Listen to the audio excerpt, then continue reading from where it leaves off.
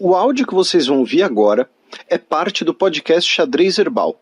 Caso vocês queiram ouvir mais sobre esse assunto e outros temas de política internacional, é só ir em xadrezverbal.com. Bem, passemos agora para o match no qual eu e o Felipe daremos uma volta pela Bacia do Pacífico.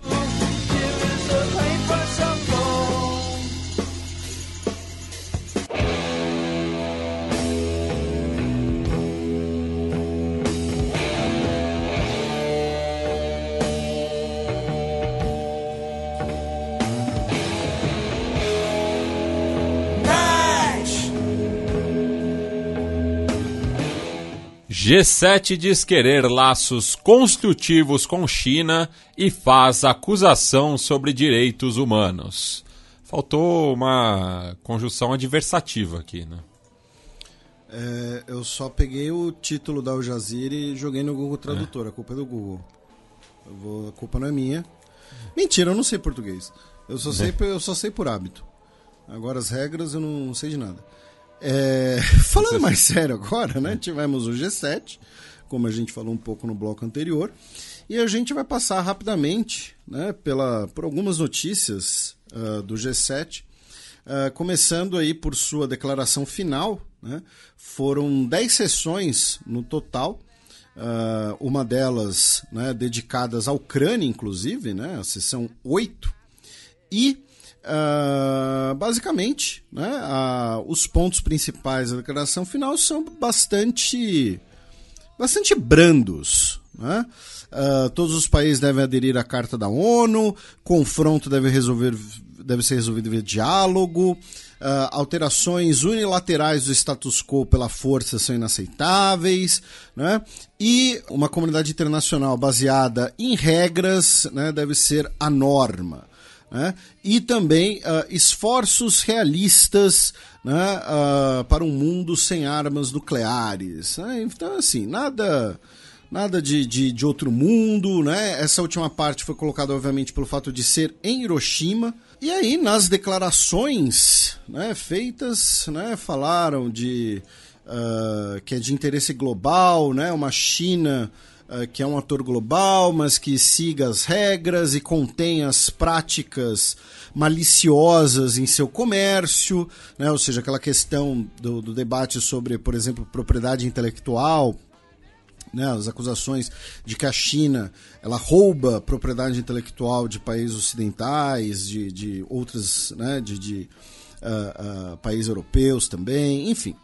Então tivemos essas declarações bem, como eu disse, bem mornas, né? Como acaba sendo muitas vezes o praxe, especialmente em relação ao G7.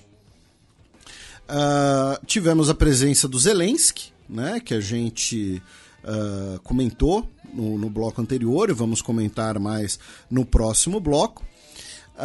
Em paralelo ao G7, nós tivemos uma mini cúpula do Quad, né, que é o grupo que reúne Estados Unidos, Austrália, Japão e Índia, né, cujo alvo é a China. Né, o Quad é um fórum de concertação que mira justamente na China. Né,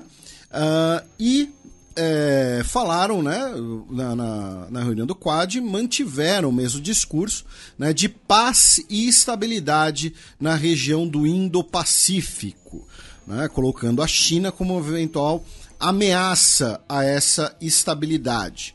Tá?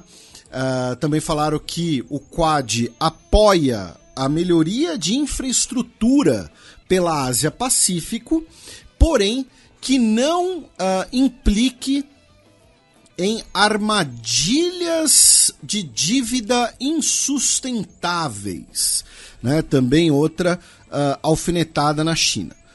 Agora, o principal, talvez, uma das notícias principais, né, em relação ao Quad, né, foi o anúncio de que vão expandir, tá, a rede de cabos submarinos pelo Indo-Pacífico. Vamos explicar aqui brevemente para o nosso ouvinte, né, o que significa. Né? A internet, a comunicação, né, antes da telefonia, agora a internet, elas dependem de uma vasta rede de cabos, né, submarinos que ligam o mundo inteiro. Né? A comunicação, por exemplo, a internet por satélite, né, como a Starlink e tal, ela é uma novidade, tá, gente? Então, o mundo ainda é dependente desses cabos físicos, tá? E, por conta da expansão da infraestrutura do 5G, por conta de tensões nas últimas décadas, né, os países desenvolvidos, especialmente os países da OTAN, né, falam da necessidade de terem uma rede própria de cabos submarinos que não passe por países que sejam rivais, como China e Rússia. Né? Inclusive, no caso russo, a gente já repercutiu aqui algumas vezes, né, que a Rússia ela tem um submarino que muito provavelmente foi desenvolvido, né, para, digamos assim, grampear os cabos submarinos, os cabos, né, que passam ali pelo leito marítimo, tá? Alguns anos atrás nós tivemos aquele submarino que teve um submarino russo, né, que teve uma explosão no Ártico e muita gente dizendo que provavelmente foi ali uma operação, né, dessa de, entre aspas, grampear, né, ou até mesmo a possibilidade de sabotar, né, esses cabos submarinos, tá? Rapidamente aqui, não conferi a informação, mas assim, segundo o senhor Google, tá? 99% do tráfego mundial de internet passa pelos cabos submarinos, tá? Então a ideia de que a internet ainda já é totalmente descentralizada, desconectada, enfim, passa por satélites, é ainda uma ficção. O próprio Brasil, né, já falou de questões de soberania desses cabos, né, quando, depois do episódio Snowden, né, ficou mostrado que parte das possibilidades de espionagem dos Estados Unidos a lideranças globais foi via esses cabos que passam pelos Estados Unidos ou contêm tecnologia ou são gerenciados por empresas dos Estados Unidos. Isso envolve também tratados internacionais, né, desde os tratados de telégrafo lá do século XIX. Então, assim, não é uma coisa... também não é uma várzea, tá? Você tem tratados que regem essas questões, enfim. O fato é, essa interdependência de comunicações não agrada as principais potências que buscam ter um sistema próprio que fique pelo menos imune a intervenções. Ou seja, você pode se comunicar, mas não tem a intervenção. Então, o Quad falou especificamente sobre isso.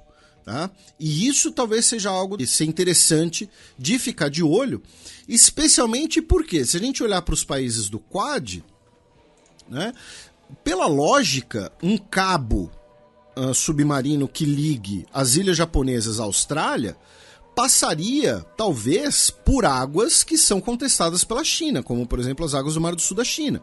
Né? Então, como ficaria essa questão? Então, é um debate geopolítico e geoestratégico contemporâneo muito importante, e aqui eu peço até desculpas por alguma imprecisão técnica, tá? Né? Porque eu estou falando mais da parte política, da parte geográfica, digamos assim. Agora, da parte técnica da comunicação, né, a tecnologia envolvida nesses cabos e tudo mais, eu confesso minha completa ignorância, tá? Então, tivemos o G7, tivemos o Quad, né? O G7, repito, né, não produziu, do ponto de vista multilateral, nada fora do esperado. E aí a gente vai passar por algumas notícias internas, meu caro Matias, começando pelo Japão, já que durante o Quad, né, durante o G7, melhor dizendo, o Biden, presidente dos Estados Unidos, convidou o Kishida Fumio, premier do Japão, e o presidente sul-coreano, né, o Yoon Suk-yeol, o Sérgio Moro da Coreia do Sul, para uma cúpula em Washington, tá? Uma cúpula tripartite em Washington. O que tem em comum essa cúpula, Felipe? Primeiro, a República da Coreia do Norte, né? República Democrática da Coreia do Norte, né? Chamada Coreia do Norte. Lembrando que são duas repúblicas coreanas, mas a península e o povo são o mesmo. E segundo, uma coisa que eu e você a gente discute aqui frequentemente, né? As relações entre a Coreia do Sul e o Japão, embora eles sejam do mesmo bloco, digamos assim, numa lógica de Guerra Fria, as relações entre os dois países não são tão próximas assim por conta do histórico colonialista e violento do Japão na Península Coreana.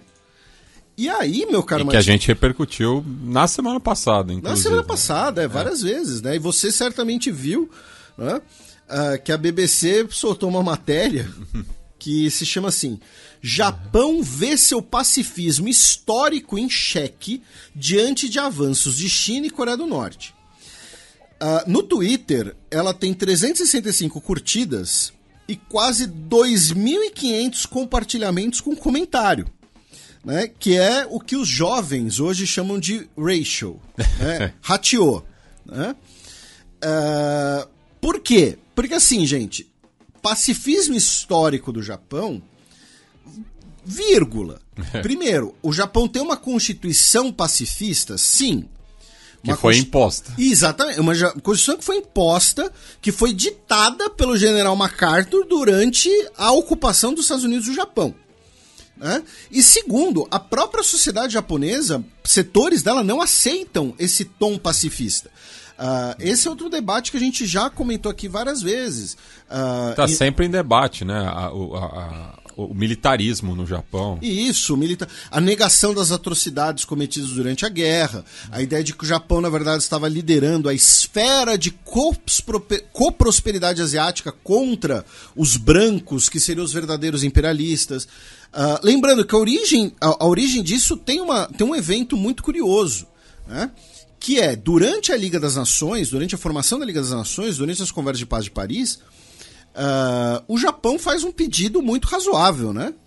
Que é falar, olha, temos que colocar aí na Carta da Liga das Nações que não pode racismo. Né? Parece razoável, né? E o Reino Unido veta. E o Reino Unido veta porque naquele momento você tinha dois dos domínios da coroa estados institucionalmente racistas. A África do Sul do Apartheid e a Austrália do White Australia. Que não era apenas contra os nativos, né, os chamados aborígenes, mas também contra asiáticos, em geral. Sobretudo indonésios. Indonésios, chineses também, né? Então, assim, aí o Japão vai falar, tá bom, vocês querem ser racistas, querem manter a ideia de que asiáticos são inferiores, então isso vai ser uma das bases do pensamento de superioridade no Japão, né? Com a ideia de que vamos mostrar, na verdade, que os japoneses que são superiores. Mas, enfim. Então, assim, você falar em pacifismo histórico japonês é uma superficialidade gigantesca, porque esse pacifismo não é sequer unanimidade na própria sociedade japonesa, como o Matias falou, é um pacifismo legal e imposto. E, assim, outro dia a gente falou, né, que o Japão... foi no último programa mesmo, que o Rishi Sunak visitou o porta-helicópteros da Marinha Japonesa. Por que é um porta-helicópteros? Porque é um porta-aviões disfarçado. Porque eles não podem ter porta-aviões por lei. Né? O Japão não pode ter submarinos nucleares. Em compensação, tem os submarinos mais avançados do mundo, com bateria de lítio. Tá? O Japão, se quiser, é talvez a maior potência nuclear dormente que existe. O Japão, se quiser fazer uma arma nuclear amanhã, ele faz. Tá? Então, assim, falar de pacifismo histórico japonês é uma forçada de barra. E aí o Biden chamou, né, o Kishida e o Yeol para conversar em Washington, para falar certamente de Coreia do Norte, certamente de China, e também da reaproximação entre os dois países. E aí a gente vai manter o nosso comentário, né, a nossa análise que a gente já fez aqui. Já passou da hora do Japão pedir desculpas pelas atrocidades que cometeu e pagar indenizações, porque isso seria proveitoso ao próprio Japão em relação ao seu entorno estratégico. Mas eles mantêm essa política negacionista por pressões de setores nacionalistas internos que tornam o Japão um aliado a contragosto dentro do seu próprio entorno estratégico. E aí a gente vai fazer o lembrete... Lembrando que o Japão é governado por conservadores há décadas, né? Basicamente de forma ininterrupta, né? Desde o fim da Segunda Guerra. E vamos repercutir aqui é uma pesquisa que já tem alguns anos, né? Mas 2018, se não me engano, ou 19, fizeram uma pesquisa de opinião na Coreia do Sul e falaram, olha, se a Coreia do Norte entrar em guerra com o Japão, que lado você vai apoiar? E a maioria dos sul-coreanos votaram na Coreia do Norte. Mesmo tendo o Japão sendo um país muito mais próximo, entre aspas, politicamente, economicamente. Ideologicamente. Mas o trauma, né, da ocupação colonial japonesa, o trauma da violência sexual sistemática, da exploração de mão de obra em situação basicamente de escravidão, exploração dos recursos naturais da Península Coreana, isso é parte da sociedade. E o Japão, repito, nunca pediu desculpas oficialmente. Sempre dá ali uma... né? Ah, não, mas teve lá a declaração de amizade entre os povos, né, que acho que é de 67, né, década de 60. Teve a declaração de não sei o que. Não, a gente... entendeu? O Willy Brandt, quando visitou a Polônia na década de 1970, então o chanceler alemão, ele ajoelhou e pediu desculpas. É simples. Foi um gesto simbólico poderosíssimo que virou uma estátua, literalmente, virou um monumento, né? E todo mundo lembra até hoje. E a Alemanha paga indenizações ao Estado de Israel pelo uso de mão de obras. A Alemanha pagou indenizações à Polônia. Então, assim, é isso, sabe? É o básico. De certa forma, é o básico. Ainda nessas relações, meu caro Matias, foi comentado durante o G7, né, da possibilidade da abertura de um escritório da OTAN no Japão. Né? Lembrando que o Japão tem uma divergência fronteiriça com a Rússia. Né? O governo chinês, via a sua chancelaria, na quarta-feira, dia 24, disse que a região da Ásia-Pacífico não acolherá bem uma disputa de blocos militares na região e, dado o histórico de agressões do Japão, o país precisa ser prudente em questões de segurança. Né? Ainda no Japão, agora numa notícia completamente interna, mas que repercutiu bastante, na última noite, né, do dia 25, um homem matou 4 pessoas na cidade de Nakano, tá, que fica na província de Nagano, usando uma arma de fogo e uma faca. Tá? Ainda não se sabe, né, o que aconteceu. Ele esfaqueou uma mulher e teria dito, quando foi detido, que ele queria ter a sensação de como era matar alguém. Tá? Ele depois montou uma barricada, né, numa casa perto da região onde os crimes foram cometidos, tá? E a situação teve que ser negociada, enfim, e ele acabou se entregando. Do Japão, meu caro Matias, nós vamos para a Península Coreana, tá? Com 2 notícias. Primeiro, no último dia 25 de maio, a Coreia do Sul finalmente, né, lançou o seu foguete carregando um satélite, o foguete Nuri, carregando um satélite, com tecnologias nos 2 processos 100% nacionais. Algum tempo atrás, a gente já havia comentado, né, do lançamento de foguetes pela Coreia do Sul, mas havia sido um teste com foguete sem carga. Né? Nuri significa mundo, né, em coreano, inclusive. E vamos fazer aquele lembrete, né? Foguete é outro nome para míssil balístico. Tá? A diferença é o destinatário. Então, na prática, o que isso significa é que a Coreia do Sul, agora, além de dominar completamente, né, o ciclo de lançamento de satélites, algo importantíssimo para a tecnologia e para a sua soberania tecnológica, também domina o ciclo de produção de um míssil balístico. Tá? Isso não quer dizer que a Coreia do Sul vai fazer um míssil balístico com uma ogiva nuclear amanhã, porque você também tem que desenvolver o veículo de reentrada, a miniaturização de ogiva, enfim. Mas o fato é que a Coreia do Sul agora deu esse grande passo tecnológico.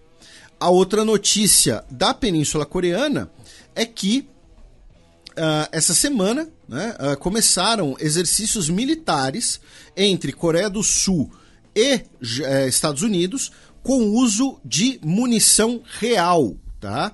E a Coreia do Sul disse que são exercícios militares sinistros, né, que trazem sombra da guerra para a Península Coreana. Inclusive, né, vamos lembrar que semana passada, ou retrasada, né, a gente comentou que a Coreia do Norte lançou também um satélite, o satélite dito espião, né, um satélite fotográfico, né, que, enfim, pode ser usado para espionagem, provavelmente será, né, como, enfim, normal. Faz parte do jogo. Da Península Coreana, nós vamos para a China, meu caro Matias, com 5 notícias, tá? Começando, na verdade, 4, né? Que uma é dupla, né? A dupla é o seguinte: no G7, a gente comentou que os países do G7 criticaram, né, as políticas comerciais e industriais da China. E nós temos a briga, né, a queda de braço pelos semicondutores, né, pelos chips, né, com os países do G7, como Estados Unidos, Japão e Países Baixos, que embora não seja nominalmente país do G7, faz parte da União Europeia, que faz parte do G7, né, impondo restrições, né, para a exportação de chips para a China. E agora foi a vez da China, né, tomar o primeiro movimento, né, nessa semana, no recorte dessa semana, dizendo que a empresa dos Estados Unidos, Micron Technology, não cumpre os requisitos de segurança na China e banindo, né, as compras de chips dessa empresa para alguns tipos de operadores. Tá? Então, se você vai fazer, sei lá, vai fazer esses consoles portáteis com emulador, né, que eu particularmente acho muito legal, só que eu tenho medo de comprar um e ficar viciado. Agora, se você vai produzir alguma coisa mais sensível, você não vai poder, né, uma empresa chinesa não vai poder comprar chips da Micron Technology. E, por outro lado, a China também classificou que a nova política japonesa, né, de exportação de 23 tipos de equipamentos ligados aos semicondutores são um abuso que afasta o Japão do comércio internacional e prejudica os interesses das empresas japonesas e a cooperação econômica global. Tá? O Japão, né, afirmou que 23 produtos ligados à indústria dos chips precisarão de uma licença especial de exportação. Ou seja, vão ter exportação controlada para evitar, né, que o destino seja empresas chinesas ou alguns setores chineses. Próxima notícia envolvendo a China é que, nesse momento, o presidente da República Democrática do Congo, Félix Tshisekedi, está em Pequim, né, onde ele vai se encontrar com o Xi Jinping e vão assinar contratos especulados aí na casa de 6 bilhões de doletas para exploração de minerais na República Democrática do Congo, que a gente sempre lembra que tem um dos solos mais ricos do mundo, tá? Incluindo produtos estratégicos como lítio e cobalto, e também obras de infraestrutura. Tá? Aí uma notícia de hoje, tá, meu caro Matias? Hoje, dia 26 de maio, né? Que a China corre o risco de uma nova onda de Covid, tá? De uma nova variante, que é uma variante supostamente mais leve, né? mais branda. E, inclusive, nessa semana, o Xi Jinping fez uma aparição pública usando máscaras, tá? Máscaras protetoras, o que algumas pessoas estão ligando a essa possível nova onda de Covid na China, tá? A variante XBB, no caso. Agora, né, porque já são 500 milhões de variantes. E finalmente, meu caro Matias, uma notícia muito interessante, que é, né, a gente sempre repercute aqui algumas notícias arqueológicas, tanto porque são legais, quanto porque a gente sempre tenta trazer uma dimensão para as pessoas, né, de que arqueologia e política internacional se cruzam, né, se intersecam muitas vezes. Inclusive, o primeiro convidado da história do xadrez verbal foi o nosso colega Guilherme Mongeló, hoje no Equador, né? Hoje professor universitário no Equador de arqueologia. Né? Que inclusive nos mandou uma mensagem sobre a questão do Guilherme Lasso. Um beijo pro gaúcho. Né? Popular gaúcho. Pois era o apelido dele. E foi muito bem lembrado por você, né? Que ele foi o primeiro convidado da história justamente para falar dessa conexão entre arqueologia, política internacional. Então a gente sempre fala mais de Grécia, né? Egito, né? Israel, são países que têm arqueologia como parte da sua agenda internacional, como parte do seu discurso de identidade nacional. Mas, no caso, né, nós temos agora o início, tá, de uma pesquisa em 2 navios que naufragaram no Mar do Sul da China. Eles são por volta do ano 1500, tá? Ou seja, são naufrágios de 500 anos de idade, do período Ming, navios que estavam carregando porcelana e madeiras nobres, tá? E o Centro Chinês Nacional de Arqueologia iniciou agora uma pesquisa usando mini submarinos e um robô submersível, né? Os navios estão a mais ou menos 1.500 metros abaixo do nível do mar, são mais ou menos 1.500 metros de profundidade. E o que isso tem a ver com política internacional? Eles estão no Mar do Sul da China. Então, a ideia de que o Mar do Sul da China fazia parte da Rota da Seda, né? Ou seja, a ideia de que o Mar do Sul da China tinha uma presença intrínseca, né, de mercadores, de comerciantes chineses, de navios chineses, também se conecta com a reivindicação territorial chinesa, né, em relação ao Mar do Sul da China, né, que você tem pedaços que são reivindicados por Vietnã, pedaços reivindicados pelo Brunei, pelas Filipinas, pela Malásia, e uma área maior reivindicada pela própria China, né? A questão das ilhas Spratly, né? As ilhotas que você teve a construção de bases militares pela China. Então, mesmo a arqueologia submarina, ela também se conecta, né? E vai se conectar com esse discurso, essa disputa narrativa sobre quem controla determinado território. Aí, meu caro Matias, nós vamos passar pelas Ilhas Guam, né, que são uma posse dos Estados Unidos, e pelas Filipinas, né, já que o ciclone tropical Mawar, né, está passando pela região. É o mais forte ciclone tropical a se formar no mês de maio na história, né, na história, né, nos registros, claro, né? E passou, né, perto das Ilhas Guam, na categoria 4, levando a perdas, né, a quedas de energia elétrica e tal.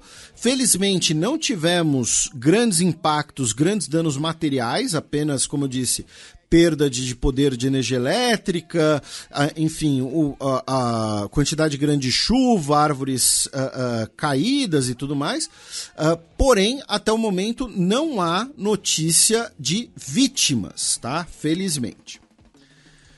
Aí nós vamos para a Malásia, meu caro Matias, onde o governo malaio confiscou uma carga de relógios da empresa suíça Swatch.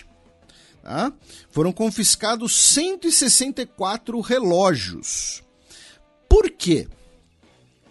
A Swatch lançou uma linha de relógios, isso não é jabá, tá, gente? Mas a Swatch lançou uma linha de relógios, né, com temas LGBT, né? Usando a bandeira do arco-íris, tem um outro que tem a bandeira trans também, né? Bandeira com as cores, né, trans, enfim, e foram confiscados, né, na Malásia, né? Um país que classifica a relação sexual entre dois homens como um crime, né? Você não tem nenhuma lei protetiva, né, protetora em relação a pessoas LGBT, e qualquer pessoa, né, pode, inclusive, sofrer até mesmo castigos corporais.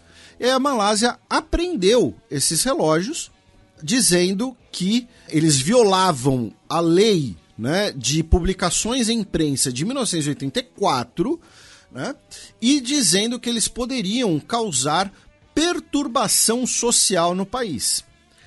Porque assim, como a gente sabe, né, se você usar um relógio com a bandeira do arco-íris, você vira gay. Né? Isso é muito comum de acontecer. Né? Você usa um relógio da SWAT, que tem a bandeira do arco-íris, por exemplo, tem as cores do arco-íris, e você é o que o relógio faz com você. Né? É exatamente por isso. Né? A única, enfim. Então, é mais uma dessas notícias, né, que não faz sentido, né, num mundo em que as pessoas, né, tivessem juízo.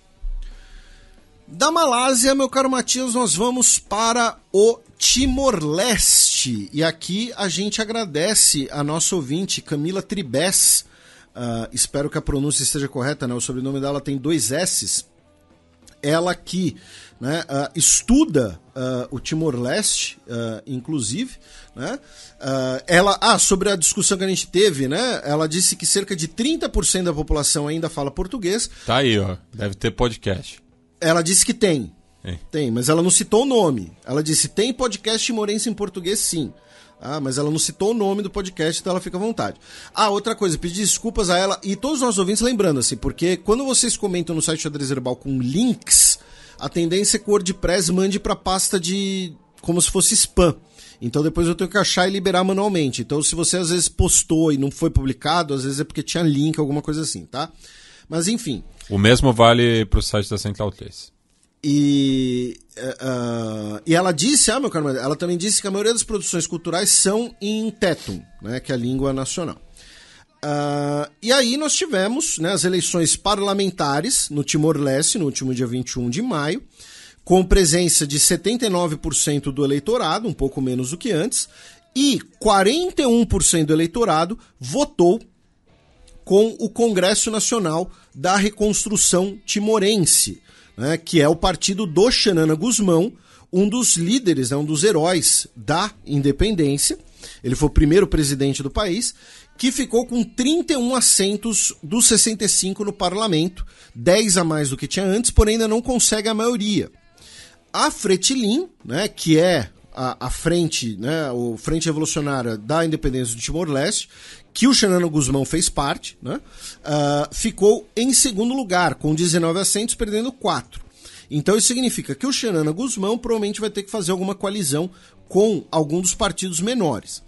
E aí, trazendo os comentários da nossa ouvinte Camila, né, ela disse que o Fretilin, embora, né, tenha sido o grande vencedor das últimas eleições, não dessa de agora, dos anos anteriores, né, não consegue governar porque o Xanana Gusmão, né, sempre faz alianças e consegue ter a maioria. Inclusive, o governo não conseguiu aprovar o orçamento durante a pandemia. Ela disse que, muito provavelmente, o Xanana Gusmão será o primeiro-ministro agora, formando um governo mais à direita, com o CNRT e o Partido Democrático, que é um partido mais liberal, no sentido clássico da palavra. Ela comentou que o entendimento no Timor-Leste é que esse arranjo vai acabar favorecendo as relações com a Austrália, já que a Fretilin tem uma postura mais rígida em relação aos acordos sobre petróleo no Mar do Timor, né, questões até aqui que a gente já comentou, né, a Austrália espionando o Timor e tudo mais, né, enquanto o partido Xanana Gusmão tem uma postura de priorizar mais a questão comercial e buscar então relações melhores, tá? Ela disse que tem tido um grande fluxo de jovens timorenses indo a Portugal, em parte porque está muito difícil uma renovação na política timorense, né? E aqui alguém pode falar, pô, mas Felipe, vocês estão lendo o comentário de uma ouvinte aleatória, tal. Primeiro, vamos lembrar, ela estuda o Timor-Leste, e segundo, a gente pode dar exemplos disso aqui, exemplos concretos, né? O presidente do país é o José Ramos Horta, Nobel da Paz, que eu tive o prazer de ouvir uma vez na USP, graças ao nosso amigo Daniel Dueck, que foi líder da independência, né? Líder da luta pela independência, luta contra a ocupação indonésia. O Xanana Gusmão também foi líder, né, da luta armada contra os indonésios. E o líder do Fretilin, o Mari Alkatiri, também foi um dos líderes na independência do Timor-Leste. Ou seja, são pessoas que estão todos aí na faixa já dos seus 70 anos. Né, e que, desde a independência do Timor, em 99, basicamente monopolizam o cenário político local. Então ela disse que está muito complicado uma renovação da política no país. Tá? E que o governo brasileiro, o governo Lula, já sinalizou as intenções de retomar os projetos de cooperação com Petrobras, Embrapa, CAPES e Senai. Tá? Ou seja, em petróleo, agricultura e educação. Então a gente agradece a Camila, e o Xanana Gusmão será, né, como eu disse, provavelmente o novo primeiro-ministro do Timor-Leste, cargo que ele já ocupou, né, por 8 anos, além de ter sido presidente. Do Timor-Leste, meu caro Matias, nós vamos para a Austrália, tá, com 2 notícias e um absurdo. A primeira notícia é que no início da semana, né, o escritório de propriedade intelectual da Nova Zelândia deu ganho de causa aos australianos, tá, em relação ao uso, né, do nome Manuka para um tipo de mel. Né? Os neozelandeses querem exclusividade, né, do nome Manuka, que tem sido utilizado também por produtores de mel na Austrália. Os neozelandeses reclamaram, porém o escritório neozelandês de propriedade intelectual disse que os produtores de mel da Nova Zelândia não cumpriam todos os requisitos necessários para que se tornasse uma denominação de origem. A questão, uma das alegações, inclusive, é que o termo Manuka é um termo maori, que é o povo nativo da Nova Zelândia. Não tem maori na Austrália, né? Então os australianos não poderiam usar o termo Manuka, né? Enfim, mas, pelo menos nesse momento, não conseguiram comprovar aí o direito ao uso do termo. O absurdo, meu caro Matias, foi que uma idosa, tá, australiana chamada Claire Noland, ela tinha 95 anos de idade e vivia num lar de idosos, tá, na Austrália, na região de Coma. Ela estava, né, ela sofria de demência e ela teve um episódio, né, relacionado às suas faculdades mentais dentro da instituição. Ela estava portando uma faca de cozinha dentro do local, dentro do lar de idosos. Chamaram a polícia, que atingiu ela com uma máquina, né, uma arma de choque, tá, uma pistola taser. Ela recebeu a descarga elétrica, caiu no chão, fraturou o crânio e faleceu. Tá? O agente, né, que disparou, ele será indiciado, né? Ele está aguardando julgamento em liberdade, né? A polícia lamentou o episódio, inclusive, dizendo que foi uma fatalidade, né, um incidente, tá? Mas assim, de qualquer jeito, né, é uma notícia trágica e que mostra como às vezes, né, esse tipo de armamento ele, né, não é tão inofensivo como às vezes é vendido, né? E assim, eu de fato acredito que foi um incidente, que o policial não tem uma responsabilidade direta por ele, né? Mas enfim, as circunstâncias talvez pudessem ser outras, não sei dizer. E a terceira notícia, meu caro Matias, é que o Anthony Albanese, o ministro, né, o primeiro-ministro da Austrália, recebeu em Sydney o primeiro-ministro da Índia, Narendra Modi, né, para falarem sobre migração, China e hidrogênio verde. Né, mesmo tema da visita do Mark Rutte ao Brasil recentemente, né, quando ele esteve no Ceará, né, falar de hidrogênio verde e tudo mais. E a gente muito provavelmente vai trazer uma convidada para falar de hidrogênio verde aqui, tá, gente? Porque, para mim, hidrogênio, ele tem o número atômico 1, e aí se você pintar ele de verde, na tabela periódica vira hidrogênio verde. Claro, tô brincando, sei mais ou menos o que é, mas não o suficiente para explicar para vocês. Então a gente provavelmente vai trazer uma convidada para falar de hidrogênio verde.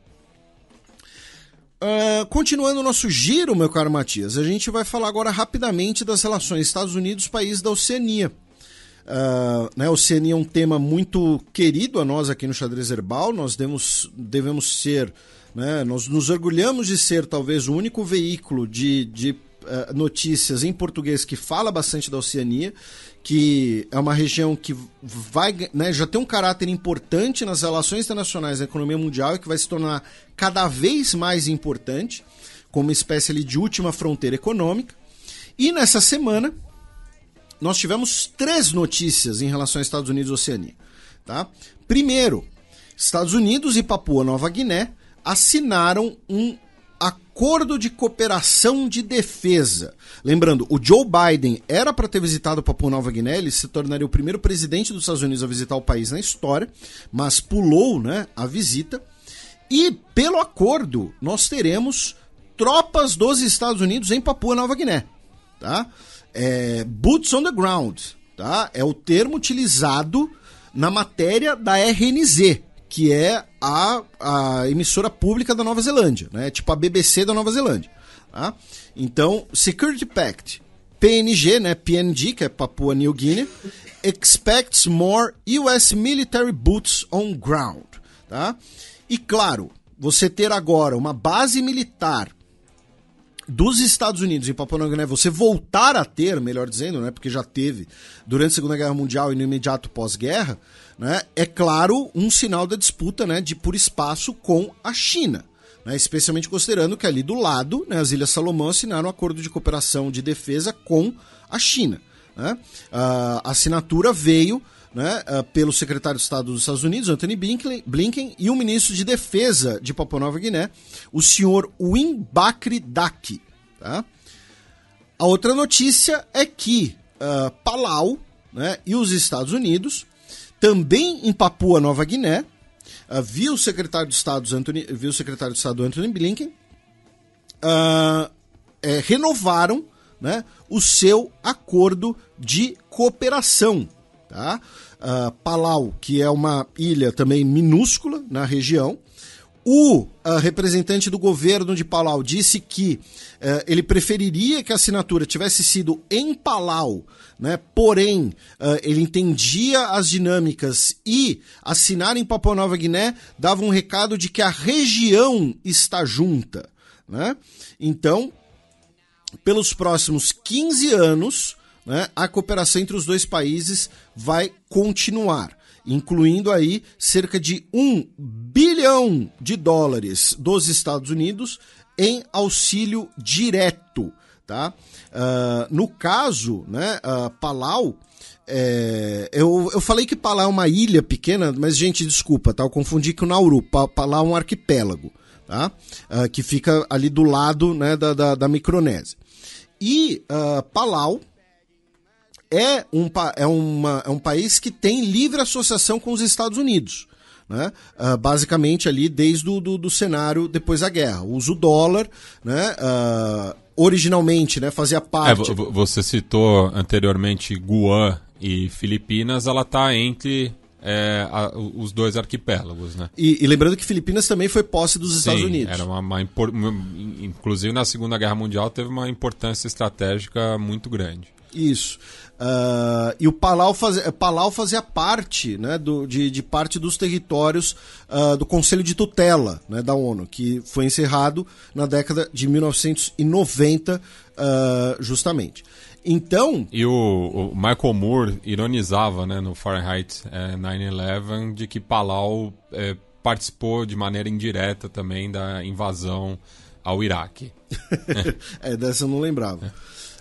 Então Palau renovou, né, o seu acordo com os Estados Unidos para pelo menos mais 15 anos. Tá? E o Modi, tá? Ele, aproveitando a viagem à Austrália, ele organizou a cúpula de cooperação Índia-Pacífico Insular, tá? Com o primeiro-ministro de Papua Nova Guiné, o primeiro-ministro de Palau e o presidente de Palau, desculpa, e representantes da Micronésia e das Ilhas Salomão também. Tá? Então vejam que até a Índia está se movimentando na região da Oceania. E no mesmo contexto, nós também tivemos uma renovação dos laços entre Estados Unidos e Micronésia, tá? Pelos próximos 20 anos. Lembrando que a Micronésia, né, estava do lado oposto de Kiribati na disputa pela presidência do Fórum das Ilhas do Pacífico, né, com Kiribati sendo apoiado pela China. Tá? O próximo passo agora, segundo o governo dos Estados Unidos, é a renovação com as Ilhas Marshall. Tá? O acordo com as Ilhas Marshall vence no fim do ano. E as Ilhas Marshall exigem um aporte econômico maior. Por quê? Porque as Ilhas Marshall, né, sofreram com os testes nucleares. Né? Então as Ilhas Marshall defendem, né, exigem um aporte econômico maior, repito, por conta dessa questão. E aí é algo, né, que a gente já comentou aqui no nosso programa e tal, e sempre tem alguém que fala, vocês, né, falam da Oceania, falam desses países, da Micronésia e tal, para serem diferentes pela zoeira. Um tempo atrás, a gente deu um dado para os nossos ouvintes que deixou muito ouvinte, né, de cabelo em pé. E eu vou repetir isso aqui. Esses países insulares, gente, eles estão ganhando muita importância econômica por conta da pesca e também pelo início, né, dos primeiros procedimentos de mineração no solo, no leito marinho, tá? Né, o Deep Sea Mining, que inclusive Palau é um dos países que quer começar mais cedo. Então, se a gente pensar no território de países como Kiribati e Micronésia, que são arquipélagos, são países que têm um território muito pequeno, são países que têm população muito pequena. Tá? A população da Micronésia é de cerca de 100 mil pessoas, gente. Só que, se a gente pensar na zona econômica exclusiva desses países, ou seja, a área do mar que eles têm direito à exploração econômica, Kiribati e Micronésia ficam maiores que a Argentina, que é o 8º maior país do mundo. Tá? A Kiribati, inclusive, vai competir com a Índia em tamanho, que é maior que a Argentina, inclusive. É um subcontinente, literalmente. Então, são países que, numa primeira vista, são, entre aspas, desprezíveis, mas que tem uma área que controla recursos, que envolve recursos naturais, repito, como pesca e mineração no leito do mar, enormes, tá? E tem alguns estudos geológicos que falam, eu não sou geólogo, não tenho expertise nisso, e tenho certeza que ouvintes nossos vão saber contribuir com isso, é até por isso que eu estou comentando, que falam que alguns recursos, algumas matérias-primas como terras raras, por exemplo, elas são mais abundantes no leito marinho do que na superfície. Então você ter exploração nesses países do leito marinho é importante. Não é que eles vão extrair... No primeiro momento, eles não vão extrair, sei lá, minério de ferro. Não vai valer a pena. Mas, se descobrirem reservas enormes de ouro, de lítio, de terras raras nesses países, aí já não duvido nada, né? Aí a gente cruza, né? Termina de cruzar o Pacífico, meu caro Matias, e vamos até os Estados Unidos, com algumas notícias. Primeiro, que Arizona, Califórnia e Nevada chegaram a um acordo para diminuir o uso de água do rio Colorado, né, que está nos seus menores níveis históricos, né, e vão diminuir o uso em 13% das águas do rio pelos próximos 3 anos. Depois, temos a notícia de que a empresa SpaceX, né, do Elon Musk, lançou essa semana, né, rumo ao espaço, mais uma tripulação rumo à Estação Espacial Internacional, incluindo 2 astronautas sauditas, tá? O piloto Ali Al-Karni e a pesquisadora de câncer de mama Rayana Barnavi. Ela se torna, então, a primeira mulher árabe a ir ao espaço. Tá? Junto com eles foram a astronauta Peggy Whitson e o John Schaffner, que é um empresário do Tennessee. E muito provavelmente está indo de turista, não sei. Falando, né, em grandes empresários e turistas, Elon Musk, né, o Ron DeSantis, né, o governador da Flórida, o Florida Man por excelência, que expandiu o uso da pena de morte, né, que brigou, comprou briga com a Disney, adota toda semana mais alguma lei, né, anti-LGBT, anti-população trans, confirmou a sua corrida presidencial nessa semana. Lançou sua candidatura na quarta-feira num Twitter Spaces, com presença do próprio Elon Musk, o Elon Musk, né? E o Twitter Spaces foi marcado por uma série de falhas técnicas. Né? Por quê? Porque o Elon Musk, vamos lembrar, né, ele para cortar custos, né, ele diminuiu bastante o número de servidores do Twitter, né, e tudo mais. Então, basicamente, o negócio não aguentou. E mesmo no auge assim, da audiência, né, você estava falando ali na casa de centenas de milhares de pessoas ouvindo. Não estamos falando ali de uma audiência gigantesca com milhões de pessoas simultâneas. Tá? Então foi o pico de audiência foi de 678 mil ouvintes.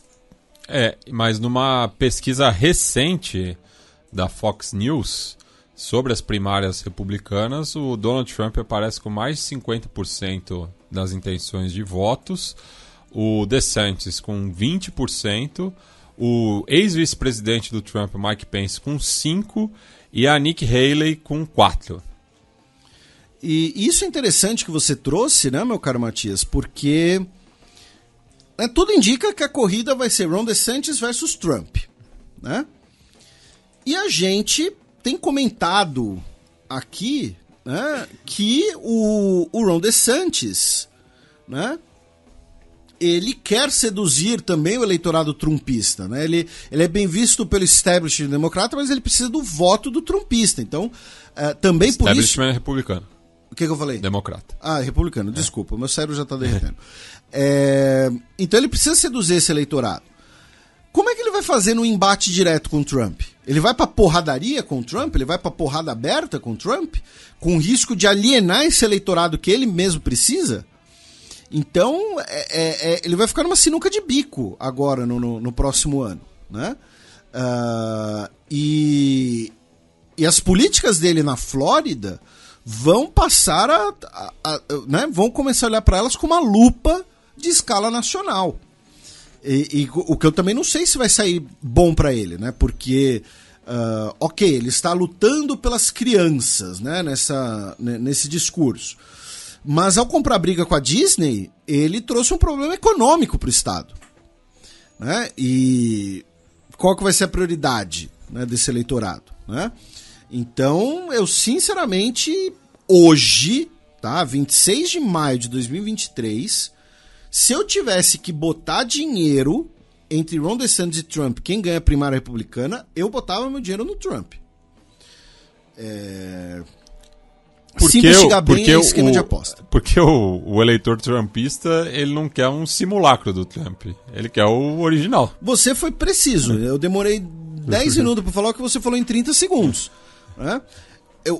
E aí o Ron DeSantis vai pra porrada com o Trump para tentar agradar o eleitorado moderado republicano, mas o eleitorado moderado republicano vai olhar para o Ron DeSantis talvez com desconfiança também, porque, como você disse, vai olhar ele como um simulacro de Trump. Então, sinceramente, não sei. Né? Mas o Ron DeSantis está com uma tarefa difícil aí e não começou legal, com um Twitter Spaces cheio de bugs e galera não conseguindo ouvir direito e tal. Não perderam nada. A dúvida. Você estava ouvindo o Twitter Spaces do Ron DeSantis? Não tem mais o que fazer. O Joe Biden e o líder republicano da Câmara, né, o presidente da Câmara, né, o Kevin McCarthy, se reuniram essa semana para conversar sobre, né, o teto da dívida nos Estados Unidos, né, como expandir o teto da dívida, já que a dívida dos Estados Unidos é absolutamente imanobrável, então todo ano precisa, né, fazer isso, aí todo ano tem shutdown federal, todo ano tem não sei o quê, né, então estão aí negociando sobre como aumentar o teto da dívida e, né, os republicanos podem simplesmente, né, impor o calote, né? Os republicanos da Câmara falam, não, Biden, a gente não vai aprovar o seu negócio, você está gastando demais, né? Então a gente não vai aprovar aí a sua proposta, então vai ter calote, e aí vamos ver como é que vai ser, né? O teto da dívida está na casa de 31, tá, gente? Trilhões de dólares, tá? Isso é muito dinheiro, tá? Mas enfim. Também nos Estados Unidos, a Suprema Corte do país, né, que tem maioria conservadora, não aceitou a autoridade, né, federal em temas de proteção de áreas alagadas, tá? Dizendo que a Agência de Proteção Ambiental Federal somente pode regular áreas alagadas, né? Áreas alagadas como o nosso Pantanal, tá? Mais ou menos isso, né? As wetlands. Se tiverem conexão contínua com outro corpo d'água, tá?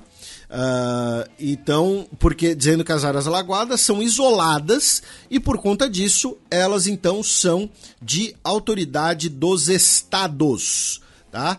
Isso foi decidido por 5-4, mudando uma decisão que já existia há 17 anos, tá? E que afeta o Clean Water Act, né, ou seja, a Lei da Água Limpa, de 1972. Também nos Estados Unidos, o líder dos Oath Keepers, né, uma milícia de extrema-direita, o Stuart Rhodes, foi condenado a 18 anos de cana por conspiração para derrubar o governo dos Estados Unidos devido à sua participação nos eventos do Capitólio no dia 6 de janeiro. Tá? A sentença também diz que ele não mostra remorso por suas decisões e continua sendo uma ameaça. E finalmente, né, essa semana tivemos o aniversário de 100 anos do ex-secretário de Estado dos Estados Unidos, Henry Kissinger, né?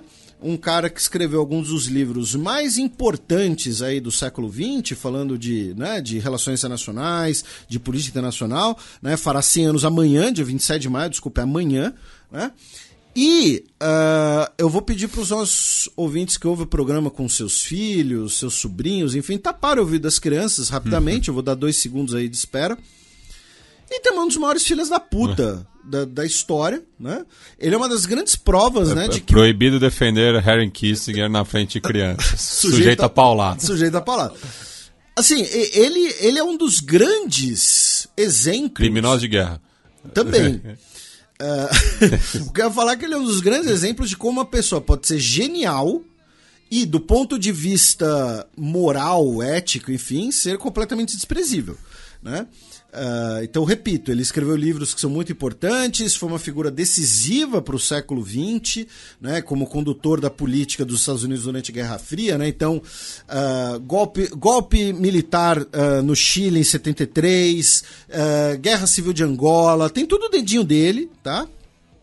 E... dedinho não, né, tem as 2 mãos dele, mas ao mesmo tempo é um daqueles caras que você tem que ler, tá? Se você trabalha com RI, trabalha com PI, ou se interessa e tal, tem que ler. A real é essa, né? Mas enfim, amanhã ele faz 100 anos e ele também prova aquele ditado, né? Que vaso ruim demora. Ou como diria meu avô, tá vivo porque Deus não cobra o pastoreio. Então, né, mas tá aí, registro de 100 anos do Henry Kissinger. E pra gente fechar, meu caro Matias, vamos até o seu querido Canadá, né, já que você é quase um cidadão canadense honorário. Você é tio de um canadense. Tá aí. O Canadá e a Arábia Saudita anunciaram que vão normalizar as suas relações, né, que estão rompidas desde 2018 por conta do episódio do Jamal Khashoggi.